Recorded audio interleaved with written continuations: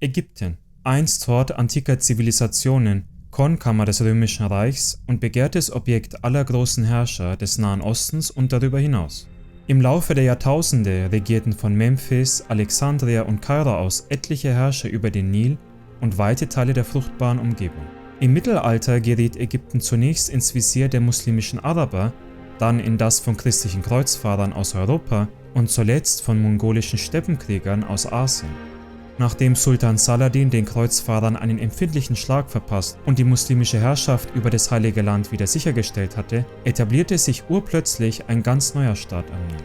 Ein Staat, gegründet von den Mamluken, Militärsklaven, die aus Regionen wie der Ukraine und dem Kaukasus an muslimische Herrscher im Nahen Osten verkauft worden waren. Nach Jahrzehnten der unfreiwilligen Dienstleistungen rissen diese gebundenen Elitekämpfer die Macht an sich, setzten Saladins Dynastie ab und regierten fortan selbst von Ägypten aus über einen bedeutenden Teil des Nahen Ostens.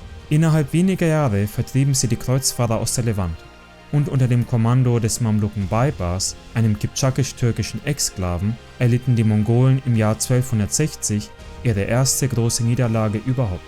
Die Mamluken beendeten so die großflächigen Mongolen-Invasionen. Unter ihrer Herrschaft blühte Ägypten von neuem wieder auf.